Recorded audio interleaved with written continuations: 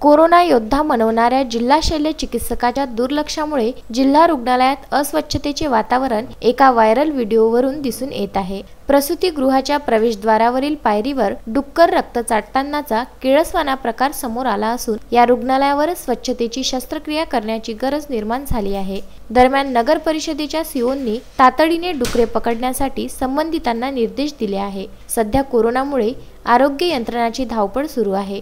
सध्या बुलढाणा शहरात वराहाची संख्या वाढली असल्याने नगरपालिकेमार्फत वराह पकडण्याची मोहीम तीव्र करण्यात आली आहे आणि 2-3 दिवसात जे पण वराह असतील ते पकडून बाहेर सोडण्याची प्रक्रिया करण्यात येईल।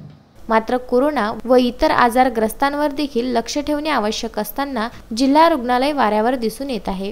डुकरांचा या ठिकाणी मोठा सुळसुळाट आहे। रुग्णांच्या नातेवाईकांच्या ताटातील अन्न सुद्धा डुकरे पडवितात, त्यामुळे डुकरांचा बंदोबस्त जरुरी आहे। परंतु इच्छाशक्ती नसली की सर्व काही आलबेल असते। प्रसूती होणाऱ्या महिलेच्या पायरीवर सांडलेले रक्त चाटतानाचा जेव्हा व्हिडिओ व्हायरल झाला तेव्हा एकच खळबळ उडाली। दरम्यान नगर परिषदेला याबाबत अवगत करण्यात आल्याने डुकरांची धरपकड सुरू झाली आहे। असे असले तरी रुग्णालयावर स्वच्छतेसंदर्भात उपचार अत्यावश्यक झाले आहेत, अशी मागणी बुलढाणेकर करीत आहे।